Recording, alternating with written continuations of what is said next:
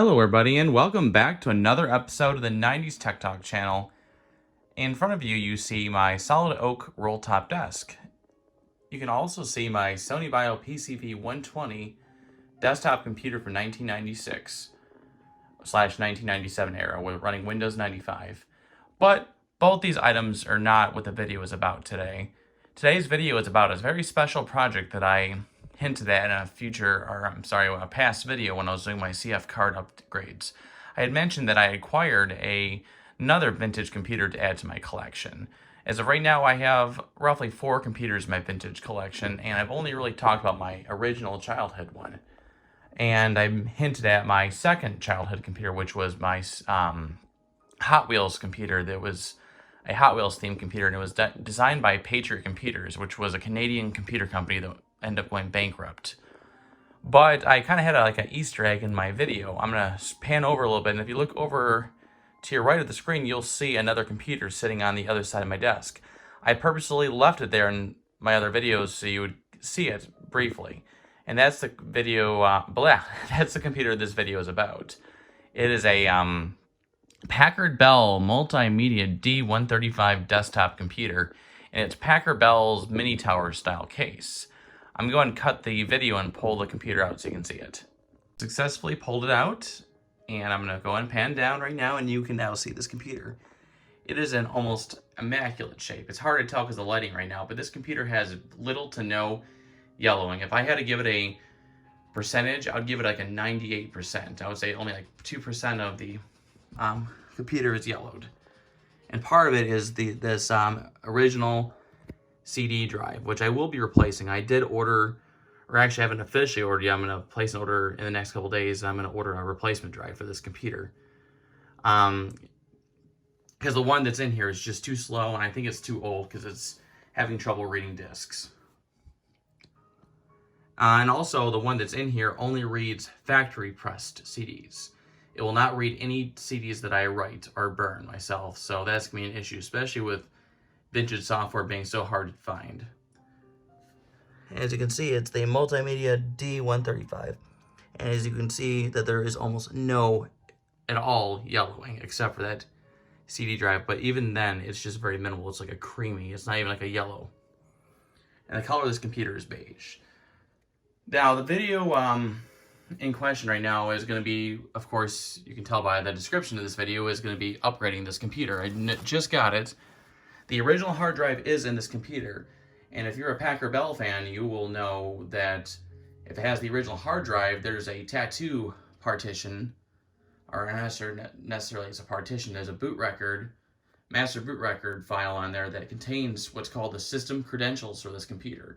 It's basically, in a nutshell, the birth certificate, cannot talk today, the birth certificate for this computer has the, like when this computer basically rolled off the line, it was tested, it has all the original specs. I do have the original spec sticker, but it did fall off, so I cleaned up the computer case after the sticker fell off, and you can't even really tell where it was because the computer is not even yellowed. I do plan on cleaning the sticker, getting all the residue off, and figuring out a way to reapply it. The sticker that was on here was like one of those clear see-through stickers, and it's kind of made out of like a vinyl plastic material. So I should be able to get the residue off that and reapply it. But the upgrade I was mentioning is this right here. I'm going to be doing the same upgrade I did to my Sony Bio PCV120 desktop computer. I am going to be replacing the hard drive on this computer with a CF card. And I did mention earlier that I have the original hard drive in here. I don't want to lose the system credentials that's tattooed into the hard drive's master boot record. So I was able to acquire some software through a Facebook group that I belong to, specifically for doing this process. What it does is you create a boot floppy, and you use this boot floppy to back up the master boot record, which is on track 0 of this computer's hard drive. And you're able to, it creates a backup file, and then what you do is you just use that same boot floppy when you replace the hard drive to restore that master boot record, and it transfers all the system credentials over. So when I use the Packard Bell master CD, the system credentials program will be able to retrieve it from the computer's hard drive. So that's awesome. I'm very excited about that. Let me go and cut, and I'll show you some of the master restore CDs that I have for this computer. They're both not the correct one, but they both should work. At least restore the software to the computer, but I may need to hunt down some drivers until I can get the exact correct master CD for the computer. But at least it's going to restore the proper software factory image to this computer, minus possibly the drivers, depending on, I won't know until I actually go and test all this. Okay, now this is one of the CDs, and this one should be the correct CD for this computer. This is the Packard Bell Navigator CD. Now, I believe this contains Packard Bell Navigator 3.5 or 6. I can't remember. I'm going to have to look that up. I will actually show the spec sticker, which says the correct version of Packard Bell Navigator. But at least I have this. I do have digital ISO files of the correct CDs for this computer. But since the current CD drive in there will not read non-factory pressed CDs, I will have to keep looking for the original CDs for this computer until I can figure out a possible drive. I found one that should work, but I still want to have the correct CD just in case it doesn't work. I'm kind of like an original person. I like to have the correct CDs, so even though I have a burnt version of the CD, I want to have the actual right CD. Now, the other CD I have right here is a master CD. Now, what a master CD does, it contains the images of the different models of Packard Bells. It's like the factory images of the CDs, and you use this plus a Packard Bell boot floppy, and you will use the two to restore the hard drive to factory defaults. Now, Packard Bells, from what I understood, was one of the first companies that had this concept, because back in the day, they would include a Windows 95 CD, and then they would give you, floppy disks of the drivers to the computer, and you would have to kind of restore the computers yourself. You have to reinstall Windows, and you have to reinstall the drivers, but this would install a factory image of the hard drive, so it was just like it was when you bought it brand new from the box. It would have all the branded software that goes with this computer on there. It restores Packard Bell Navigator and all the games that came with Packard Bells. Packard Bells were kind of ahead of the time for this era, so I think they were the first ones. Don't quote me on that. I don't know for 100% sure, but yeah. So this is the wrong master CD for this computer. This is master CD 170584. If I remember correctly, the correct master CD for this computer is 170586. So this is just a few numbers off from the correct one. Also, you gotta enter the hard drive format number for this computer, which each CD contains multiple format numbers, and both the CDs I have do not contain that format number. So if you don't have a specific format number, you have to enter generic for the format number, and it will just do a generic installation, and it will hunt for drivers. So that's what that's what I'm going to do if I can't find the correct CD. I'm just going to use the generic to get the correct software on here, and then I'll look for the drivers if the drivers are not on these two CDs. And here is the other master CD I was able to acquire. These are kind of rare, so when I find them on eBay, I buy them even though they may not be for my computer, because I do want to get some more Packard Bells in the future, and chances are one of these will work with the other ones. And the master CD number here is 170520. Now, both these CDs were just a few months away, the software version, a few months before the correct CD. I think these CDs are one's from January, one's from, January, and one's for February, and then the correct CD for this computer is in October, something like that. They're just a few months apart. So these CDs were out the exact year this computer came out, so the software packs on here should be correct. I will have to double check, but as far as I know, both these CDs contain the correct software packs. And in addition to having these CDs, you can't just put these CDs in the drive and then boot from the CD drive, because this computer I believe it doesn't support CD drive booting. So you have to have a Packard Bell boot diskette. And I don't remember what version works for this, but I found a couple of them online. I was able to burn my own floppy diskettes because those are hard to find on eBay. And when you do find them, they don't work. I believe I had one and it just didn't work. And unfortunately, the boot diskette is specific to the CD drives that they put in here. So I was able to find a modified version from a fellow YouTuber that I follow. He's one of my favorite vintage computer YouTubers, the Nostalgia Ball. He ended up getting a modified version of the boot diskette, which will work with any CD-ROM drive. So that's kind of nice because this one contains a NEC branded drive. So and if I use an off-brand drive, it won't work. But if you can't find the correct disk images, the diskette images, you can always use a Windows 98 boot floppy, and I'll demonstrate that later on in this video. I'm hoping I can get this into a one part, but there's a lot of information I want to cover in this video, so I'll probably have a multiple part video explaining all this. I'm kind of jumping around now because I'm just doing a quick overview of the project. But I might have to hold off on certain parts because I have to order more parts for this computer. So I will be kind of building this project over a few weeks. So, but my goal is to release parts at a time if I do multi-part videos. And this is a brand new Windows 98 2nd edition boot floppy that I have. This will work if you do not have a Packard Bell diskette. Or boot diskette, whatever it's called. I'm pretty sure it's called diskette. I could be wrong. I'm still learning about these old computers myself, but it seems relatively simple once you figure it out. I'll try to post other videos explaining different ways to work on these old computers because I'm learning as I'm going, and there's not a lot of helpful information out there unless you really, really know how to Google or look for things on YouTube. I've had to watch hours of videos on YouTube to figure a lot of this stuff out. So yeah, you basically just insert this disk and put your CD in the drive and boot, and I believe you select the second option, but I'll show that later on because I'm going to do it the correct way with an actual Packard Bell boot diskette, but I'll show how to use this in case you're not able to get one. So what we're probably going to do is I'm going to pull this computer back out. It's kind of halfway under this desk, but I would like to finish cleaning it up. It's like really, really clean. I've already spent a lot of time on this computer, but I just want to finish polishing. I want to get the rest of the marks off here and get everything pretty because I'm very, very OCD. I like things like sparkling clean. I'm kind of a clean freak, so I like everything like neat. I guess I get that from my family because everybody in my family is kind of like that as well. But yeah, it's a very amazing computer.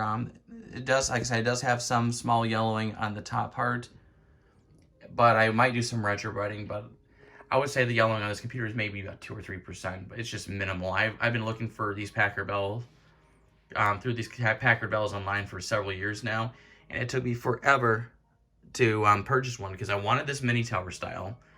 I absolutely love this design of the Packard Bells, but every single one I looked at was like, it was all beat up. It had marks on it. It was nicked, scratched severely.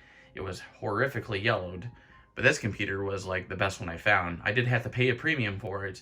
It was like between $250 to $300 I had to pay for this thing, but it was worth it. But it's kind of a lot for an old computer. This computer is from the 1995-ish era, I believe. Maybe actually no, it's I think 1996 now I'm thinking about it. I would have to double check the dates on this. I didn't really prepare too well for this video. I'm still new to YouTube and I'm still learning as I'm going how to build these videos up. So what I'm probably going to do before I start cleaning this up is I want to show the original spec sticker that actually fell off this computer. And I do apologize for the bad lighting. The lighting is, when I say this computer has no yellowing, it's hard to tell because the lighting in here kind of gives it a yellowish tint even though it's not yellowed. I think it's because of my super bright lights up there. Here is a close-up. Between takes, I was able to take the original spec sticker that fell off the front, and I was able to, as you can see, it's transparent. So what I did is I treated it with, I'm sorry, not treated, I cleaned it with hot water and Goo Gone, and I was able to get all the residue off. So now it's like almost perfectly clear. I need to do a little bit more work on this. I gotta do another round of cleaning on this, and I have to put it in the middle of like a really thick textbook because as you can see, it's kind of curling up. I'm pretty sure I can fix that with compressing it in like a heavy textbook and leaving it in there for a long time. I think that'll do it. And then I'll just use some spray adhesive on the other side and I'll use that method for reattaching. And if I guess worst comes to worst, I could always use transparent clear double-sided tape.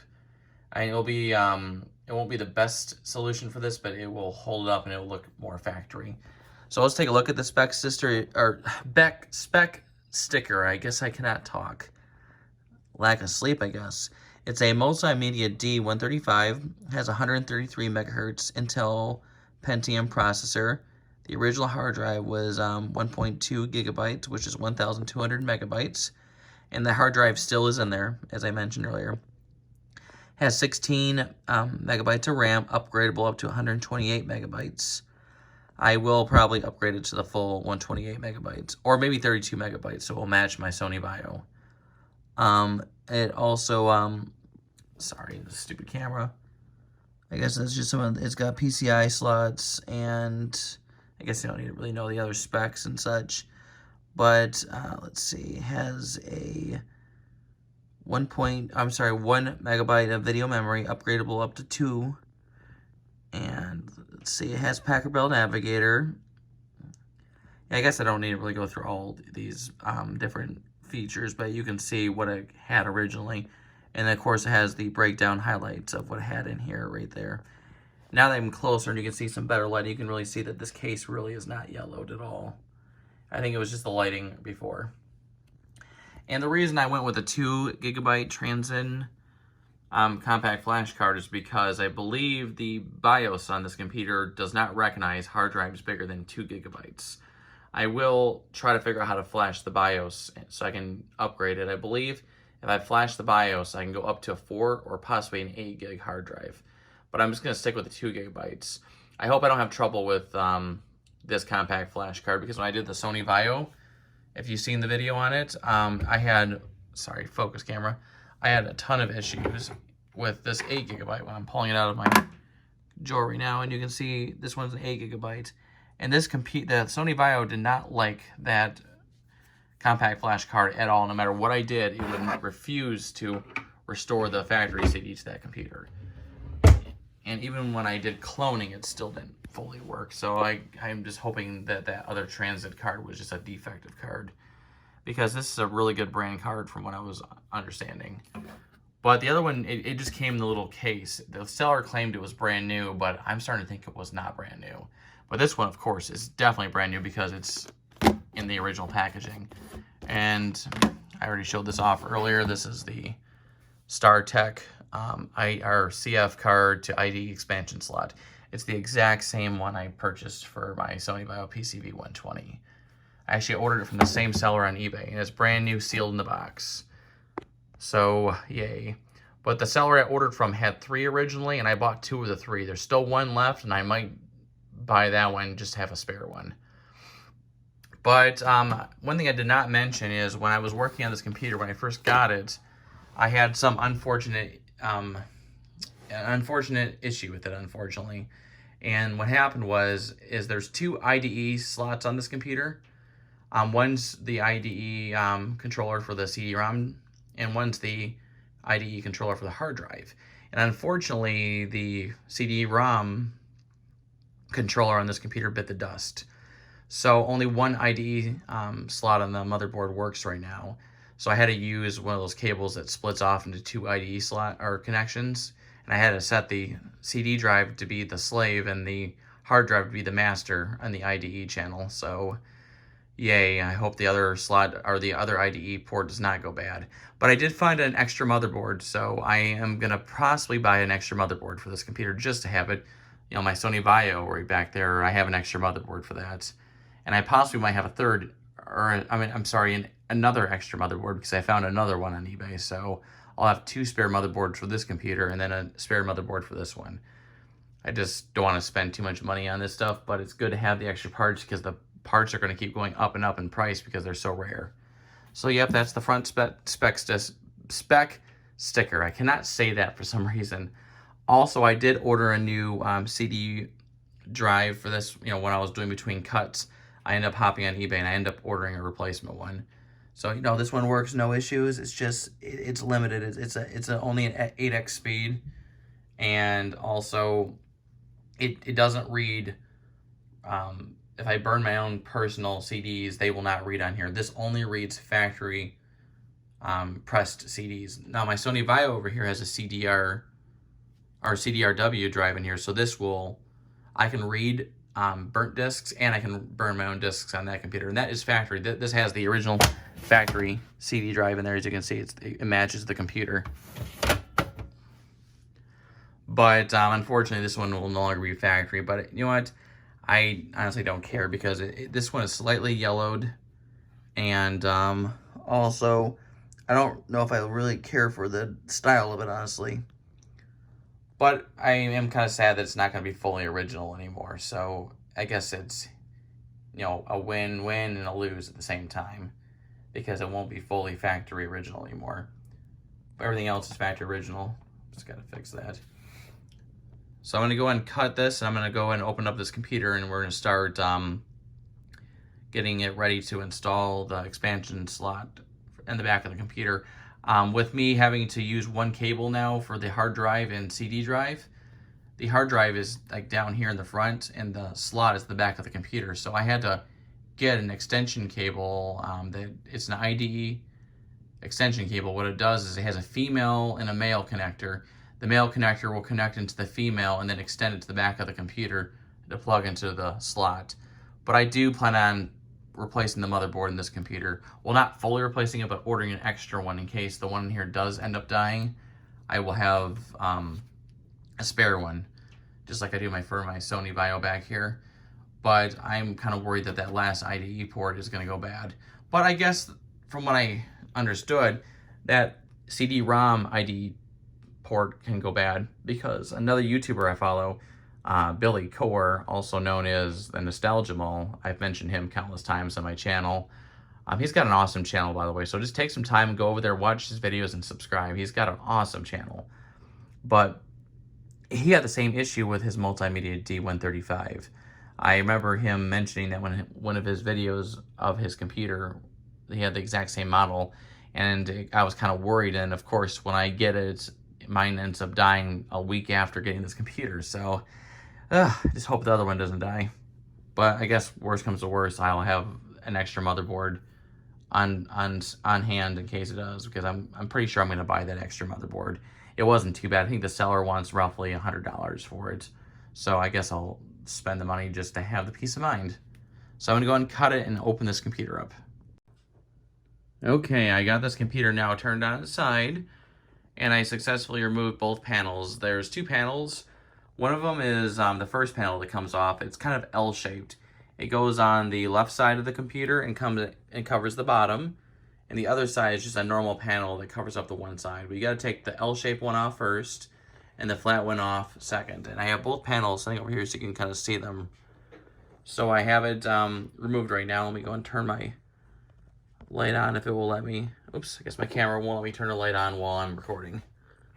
So what I did is, to save some time, I went ahead and got it all opened up, and I took the slot blank out, and I removed it. I left one spacing between the modem sound card and just the modem sound card. I didn't want to have it right next to it. And if you look on the other side, I left a space difference. So I'm planning on installing it right there. So I'm going to go ahead and install it now and cut it from the camera. But I do have to wait until the extender cord comes in, because right now the hard drive cord right there just barely reaches the hard drive. So it won't reach around the corner, unfortunately, to the back slot plate. And let me show you what I was talking about earlier. Try to get something to point down there. But if you look right in here, you'll see this white IDE slot on the motherboard. That's the one that went bad, and now I only have one IDE that works. So I had to use one of those splitter cables. So what it does is it runs up here, and it plugs into the floppy drive, and then it comes over here and plugs into the hard drive. So I got a extender cord so when I unplug the IDE from the hard drive, it will have a male connector to plug into the female, and then it'll run underneath here. I think it's about 12 inches long. It's going to be a little too long, but I'll just hide the extra cabling. So I'm going to go and cut it right now while I do this. But this is kind of a weird computer. So, like the motherboard right here, these are all the case wires connect.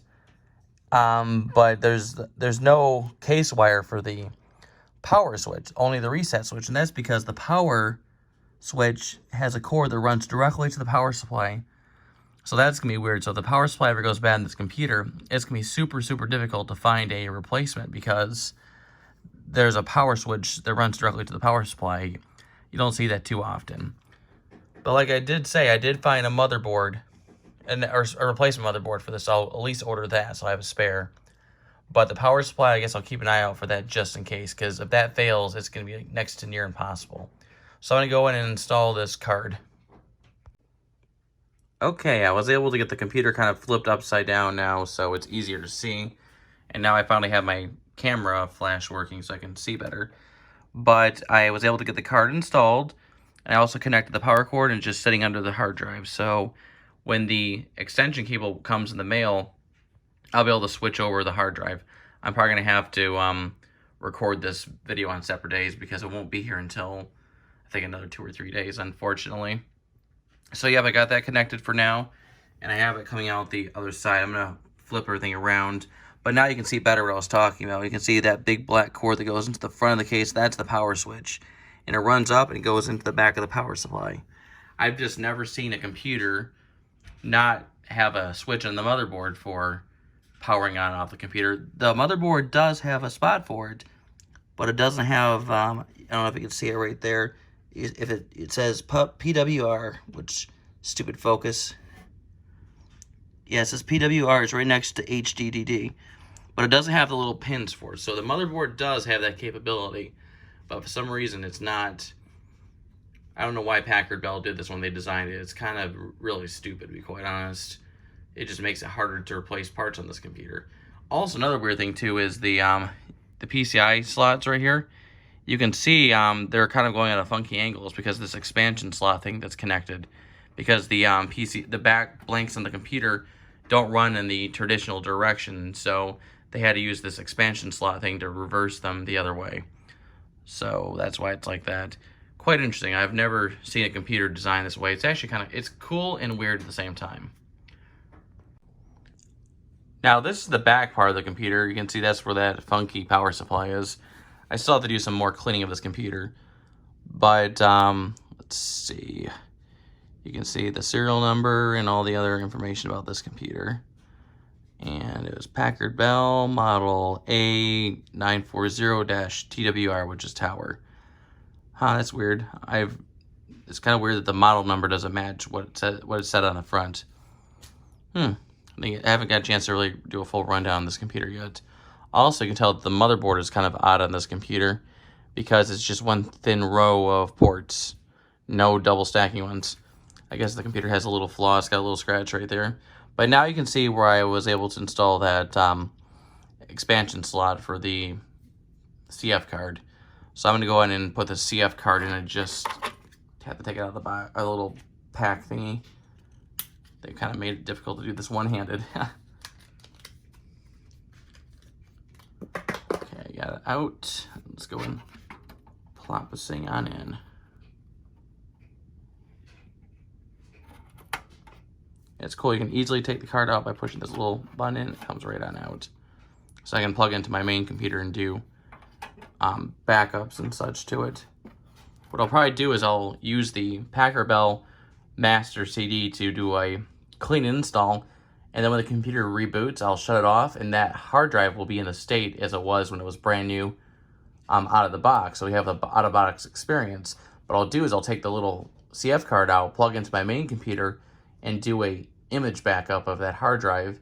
So if I ever want to restore this computer again in the future, I can just do it like within seconds on my main computer. I'll just, reformat it and then restore that hard drive image from my backup on my main computer instead of waiting for the master CD to reinstall. So I'll be able to restore a out-of-box experience within minutes. So that's going to be pretty cool.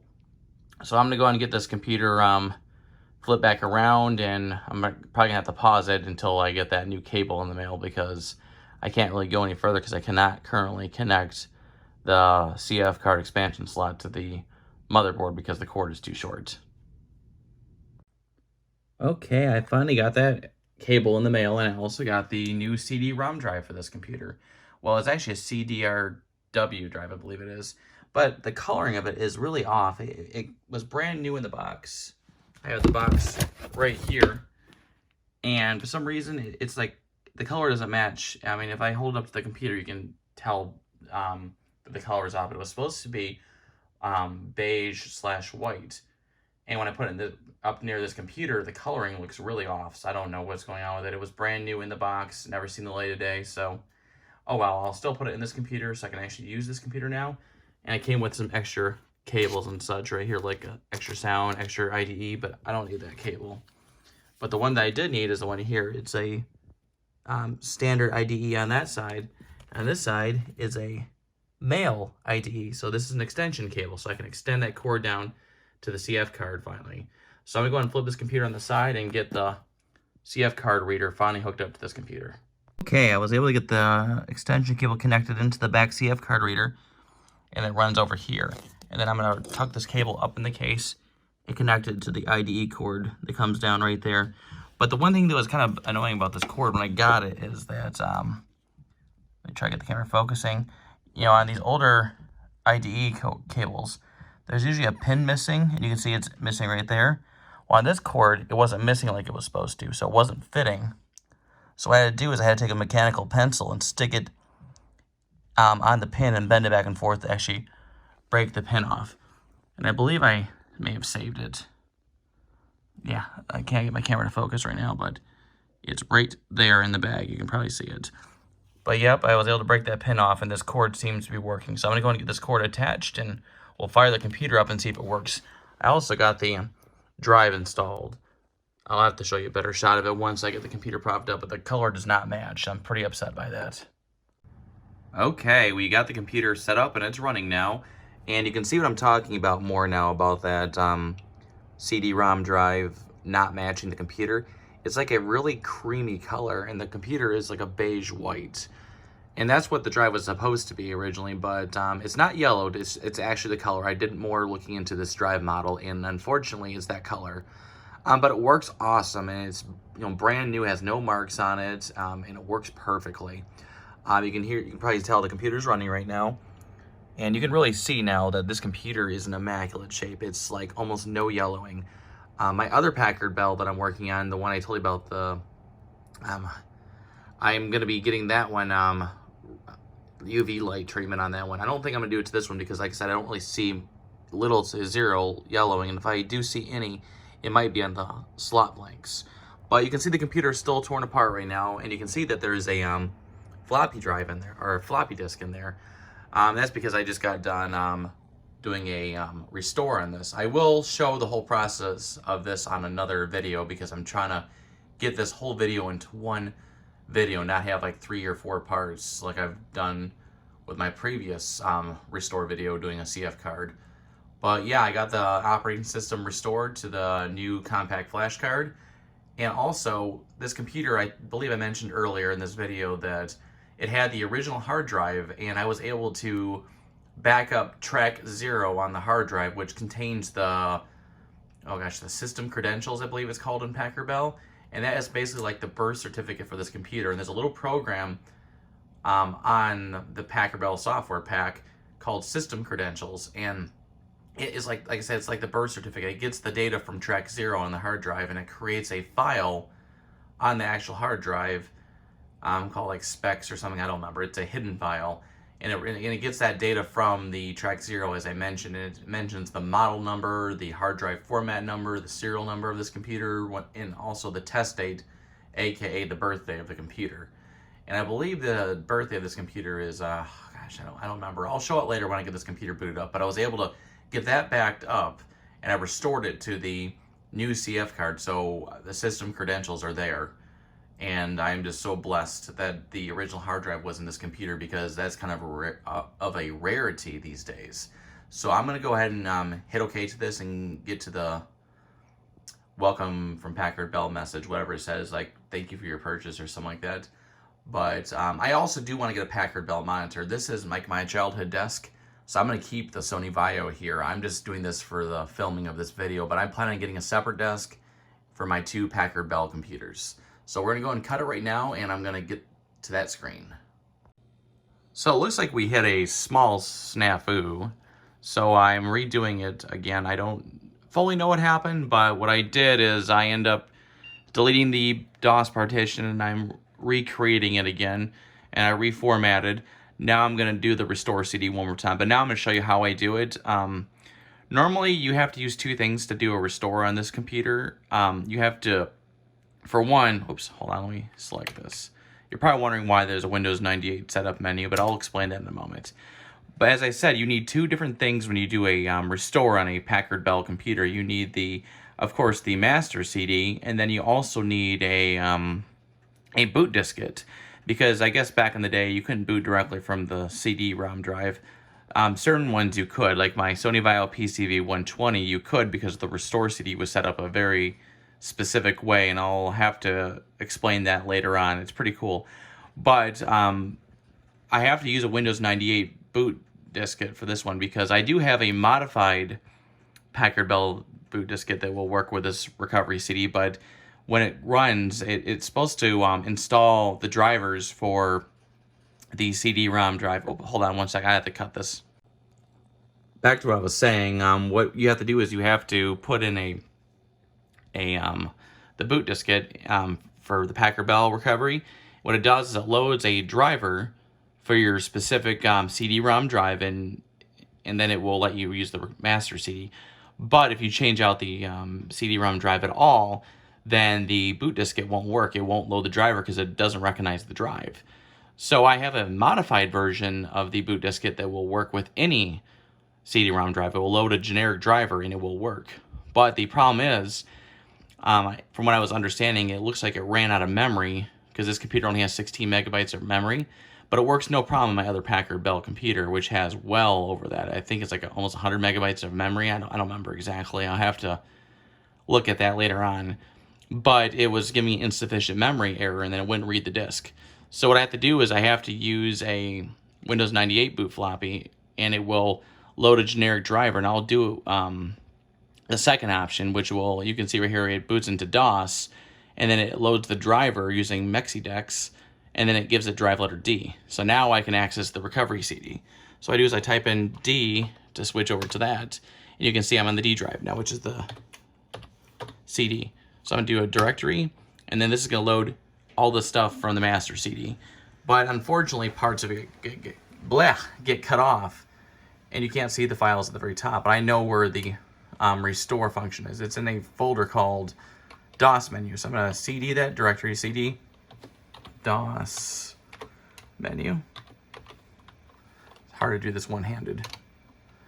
And then I'll do a directory again, and inside this directory you should see a option called restore.exe or .bat. Both of them do the same thing. .bat just launches the .exe. So we're going to type in restore. Before I press enter, since I copied over the track 0, which contains the system credentials of the original hard drive, it has the hard drive format number on there. So it will automatically grab it and insert it. So it won't ask me to enter a format number or use the generic key, because it has the format number automatically loading. So when I do this, it won't even ask me for a format number. So that's the iconic restore screen. And let's see, sorry, it won't focus. Gosh dang it, focus. There we go. Now you can see it's restoring the computer right now. And that's because it picked up the format number from the computer's master boot record on track 0, and the format number is on there. The correct master CD for my Multimedia D135 is 170586. That's the correct correct master CD, but there's different versions of it, and it's the 170586-02. And the other 170586 CDs don't seem to work with this. I haven't tried the -03 version, but the 02 has my correct format number on there apparently. I'll share the exact format number when this is done restoring. I hope this works, because when I was done restoring last time, it would get to it would boot up, and then it would say invalid boot disk or something like that. I don't remember exactly. So I'm starting scratch. I completely deleted the DOS partition. I reformatted everything. So fingers crossed this will work. I know I've had issues in the past versus FAT16 versus FAT32. It's currently set to FAT16. If it doesn't work at FAT16, I'll convert it to FAT32 and see if that works. But I can't imagine that being an issue, so we'll have to keep troubleshooting this, but fingers crossed. Okay, the restore has successfully completed, and I'm going to go ahead and eject the Windows 98 floppy, and we're going to hit the reset, or we're going to hit OK and then hit the reset button. I really hope it works this time because I'm out of ideas if this doesn't. I might have to try a different recovery CD, but this is the only one that has the correct drivers on it from what I've researched.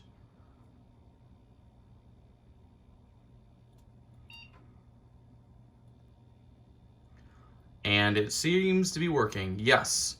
Congratulations on the purchase of your new Packard Bell. We are sure it will meet your computing needs. Press any key to continue.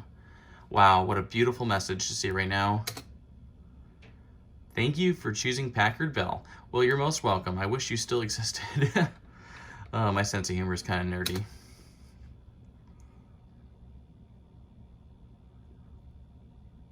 Let's see. Fingers crossed that all the drivers will work this time, because with previous restore CDs, I had a heck of a time getting drivers to work. Okay, sound 3, that is a good sign. And I already see the Orlando triode. And by the way, this computer's motherboard, I believe it's a PB680 motherboard. I have to double check, but I'm pretty sure that's it. And it's also nicknamed the Orlando motherboard. So you can see that up there, it says Orlando. So I think we're in better shape this time. So I'm gonna go ahead and pause this while it's doing its thing, because I don't know how long this thing will take. Okay, like literally 3 seconds after I shut the camera off, it goes to work. So this kind of looks like the Windows 3.1 installation screen. So it's kind of weird. I don't know why they used this style graphics or Windows when they went with the Packard Bell software pack, because this looks like Windows 3.1 even though it's not. I've done multiple Packard Bell restores, you know, tinkering around. And it looks the same every time, no matter what version of the master CD you use. So I'm very well convinced now that this is the right master CD, because I wasn't getting any of these before. I was getting a ton of error messages. It may not detect a modem, because I don't believe I have a modem currently installed on here.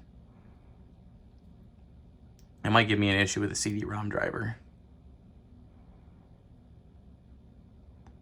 But I'm pretty sure there's a way to fix that.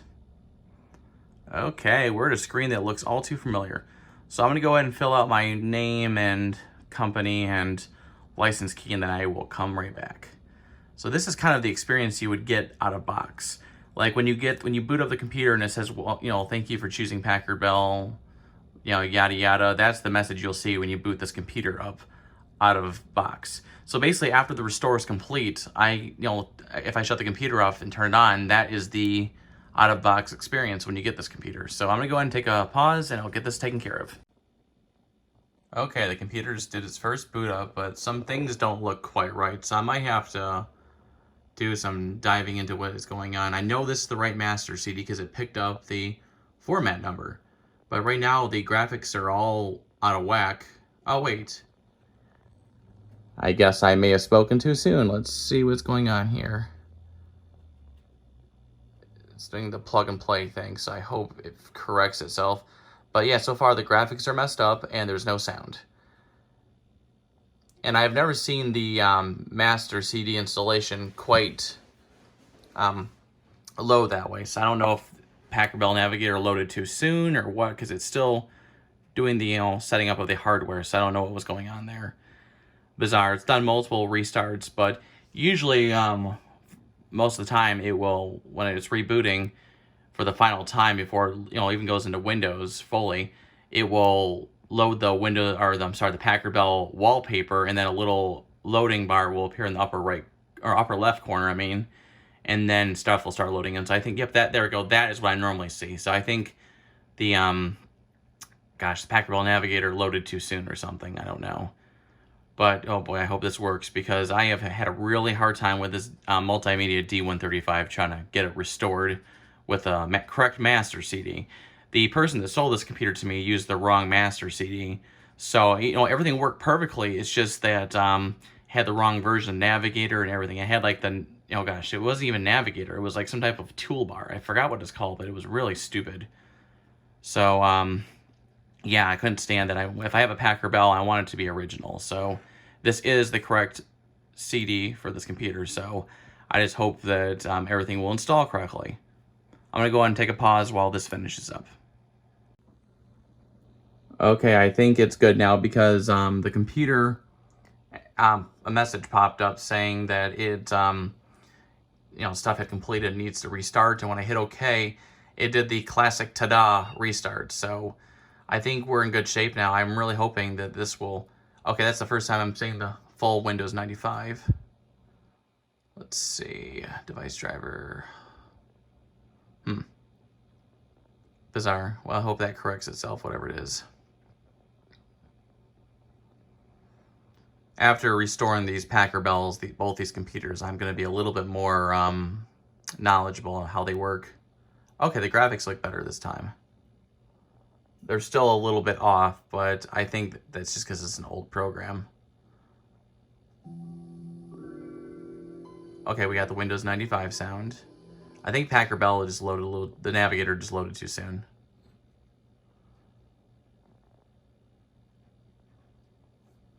And this computer really does need more RAM. It's only got 16 megabytes of RAM, so I think it's hindering the process a little bit of the first setup. At least the BIOS posts okay. I've got that transit card working, and I got the new CDRW drive working, no issues. When I first installed it, for some reason the motherboard was just not picking it up no matter what I did. I had to end up doing is I had to pull the gosh, what's the best way to describe this? I had to pull the jumper setting completely out, reboot it without the jumper at all, and then reboot it with the jumper in there, and that seemed to have corrected it. So yeah, I don't know. I might have to hunt for a driver for this CD-ROM drive because it looks like it's giving me a slight issue with it right now. I don't know why. I've never really seen this being an issue with other CD drives that I've used in the past. Okay, I finally had success with this computer. But before I continue on with everything, I just wanted to show you a few different things. These are a lot of the Packard Bell related software I have. This is the correct master CD for this computer. It's the, sorry for the focusing issues. It's a Packard Bell Master CD 170586-02. The normal 170586 will not work with the restoring. It doesn't have the correct drivers on it. Also, I've got this master CD. This one's for my other Packard Bell. This one's 170520. This one will not work on the D135. I tried it. Neither will this one right here. But this CD should. This is the Packard Bell Navigator CD. And then I've got my master boot record tool for backing up the track 0 for the system credentials. Then I've got a Packard Bell boot diskette version 2.2 or 2.1, and this is a modified version, so it will work with any CD-ROM drive. And I've also got my Windows 98 boot floppy. This will work if I have trouble getting the Packard Bell boot diskette to work. So yep, so I'm gonna go and give this computer a quick boot up. And like I said, this keyboard and mouse and desk and monitor are not the permanent solution for this computer.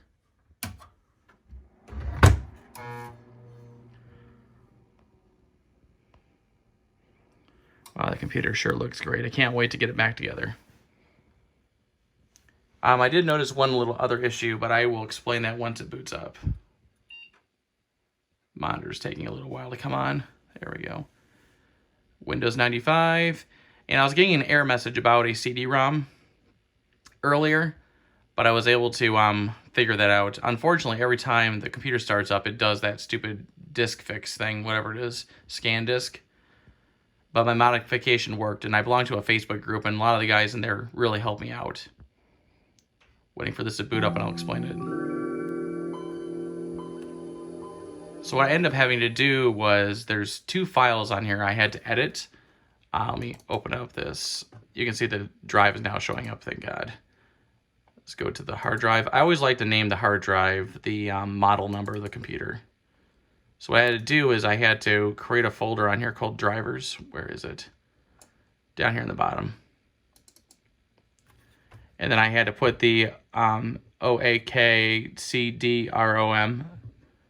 the OAK CD-ROM. I believe, if I remember correctly, that is a generic driver for any CD-ROM drive. So I got that in there.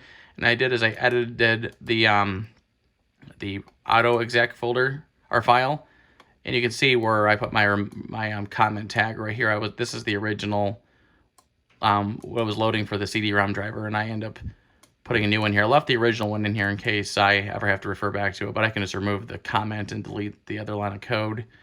But you can see it's referring to the OEM CD001.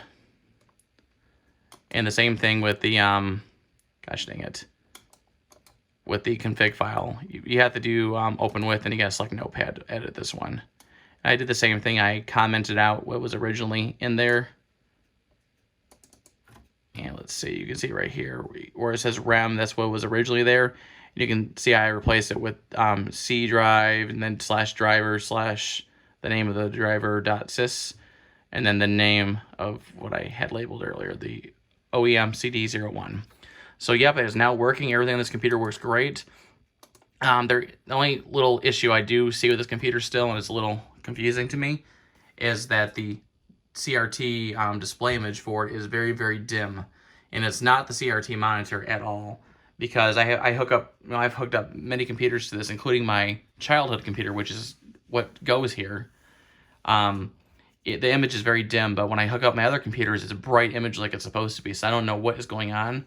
I don't know if it has to do with something to do with the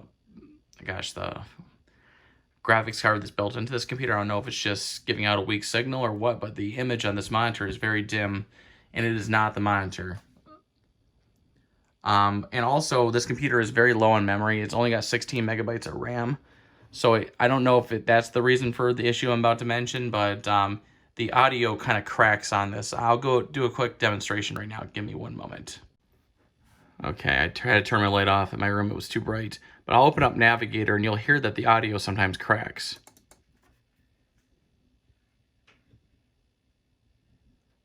It's a little slow as well. Eventually it will load. Welcome from Packard Bell. We offer you 2 computing environments to choose from: Packard Bell's Navigator or Microsoft Windows. Yeah, it does that. They also begin by taking a quick lesson on using the mouse. So yeah, it does that weird like crackle thing, and I don't really notice it too much with anything else. I think I only notice it with Navigator so far. And sometimes when the standard Windows noise is like the alert, the ta-da, or the login noise, I will hear that same crackle. But like when I run games and stuff on here, I don't really notice it too much. But it's definitely an issue. I don't know if it's a problem with the sound card or if it's because of the low memory of this computer. I've seen that before in the past. And I'm going to exit out, but everything else on here is pretty much good to go. There is one issue with some, let's see, go to properties and device manager. Now, there's a couple resource conflicts with these two. I don't fully understand why. I know the secondary IDE controller is broken. It doesn't work. And it basically says maybe there's, let's see. Yeah, because the device it may not be connected. That's true because there's nothing plugged in there right now because it's not working. So I might just remove the secondary from the list. I don't think it'll let me. But the primary, I don't know why there's a resource conflict. I will have to play around with it, but it works. And also there's a communication port down there issue. But almost every Packard Bell I've seen has that same issue. But I'll have to play around with the IDE controller. But besides that, this computer works very well. I probably won't be using this one as much as my other Packard Bell. I actually might consider selling this in the future, but I kind of want to keep 2 of them in my collection. I'm still planning on buying an extra motherboard for this computer because it's still listed online. The seller actually dropped the price, so I'll probably end up buying that. But yeah, I'll probably do a couple more videos on this in the future, but I just want to show my basic upgrades to this. I will put the computer back together, and then I will probably launch a game on it, and then we'll call it quits for this video. But yep, give me one moment, and I'll get this thing put back together. Okay, I got my Multimedia D135 all hooked back up. It's got the case sides back on, and it's all cleaned up. This computer is now fully restored. So I'm just going to do some troubleshooting for the little, tiny little things I'm having issues with, but it shouldn't be an issue in the future restoring this computer. Like, all I have to do is pop the master CD and the boot disk it. I should be able to restore the hard drive with no issues in the future. So the only issue I have to do is just simply editing those two files and copying over a driver, but that's really the only issue I got to deal with in the future. Still don't know why there's device conflict issues with the IDE controller, but oh well, it works, so I'm not gonna worry too much about it. So we're gonna go ahead and pull this down, and we're gonna get this computer all fired up one last time. Just gonna show a couple features of it, start a game, and then we're gonna call it quits. This computer is super quiet, so I don't really, you just simply don't hear it. Sorry for that clicking sound in the background. It's not the computer. Let's see, there it goes. I still don't understand why this computer outputs such a dim image to this monitor. Like I said, I've had 5 or 6 different computers hooked up to this computer monitor, and I've not had a single one have the image dim like that. A little worried about the motherboard on this computer, but oh well, I found another one. I'm gonna order a replacement, so if it does die, I don't have to worry. I still have to set user profiles for this with a login and stuff. I haven't got a chance to get to that yet. So what we're gonna do first is I'm gonna get my CD pouch out, and I have one CD burnt for the original games on this computer because I don't have any of the original games. So I was able to get my first Encyclopedia / Spider-Man. So we're going to pop that into the disk drive. I hope it works. Actually, no, I'm going to try a different game. Let's see if I can find it really quick. I think I'm going to play, let's see. We'll do math. Actually, no, we'll do, let's see. Can't get the game out. We'll do Math Blaster, which is an educational game. I loved this game when I was a kid.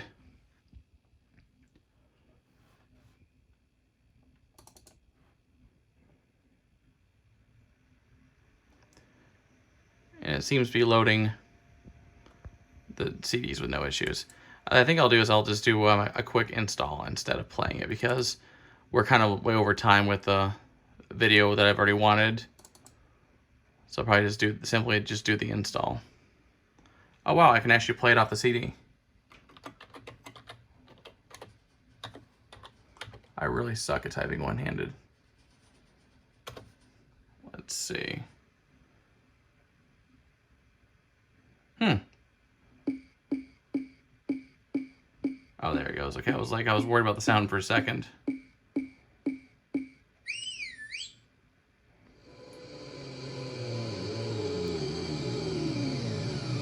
This is one of the many games I played as a kid on my original childhood computer, which is basically the setup here, minus the tower. Sparks, prepare for hyperspeed. I think that's all I'm going to do for this game thing. Oh, and I want to show one more thing too before I, whoops, I can't read. And one thing I was able to do pretty cool, and I don't think I've showed, I've done a lot of parts to this video, so I don't remember if I showed it already, but we go to Start menu, Programs, and then go to Main. You'll see something here called System Credentials. Now, this is what I was mentioning earlier in the video. The system credentials is basically the birth certificate to this computer. And the factory, they put on track 0 on the hard drive. They put this data, and it's about the computer, and that part of the hard drive never gets touched. So even if you restore the computer, they will still be there. Even if you reformat the hard drive and everything, this part of the hard drive will not get erased. But yeah, you can see it's a D135, and the hard drive format number for this computer is 556074. And the master CD, again, is 170586-02. It has to be the -02 version or it will not work. You can see the manufacturer number right there. And let's scroll down. Oops. And it has just more information about the computer. It has a Pentium, a 133 megahertz, BIOS is AMI. You know, it's got all the information for this computer, including my favorite thing at the very bottom, the test date, which is the birth date for the computer. So October 3rd, 1996 at 8:02 a.m. So yep, I was able to successfully get that data moved over from the original hard drive. So this computer can live on being as original as possible. Well, I think that's going to be it for this video. Thank you for taking time to watch this video. I know it's going to be a very long video, but yeah, please share, comment, and subscribe.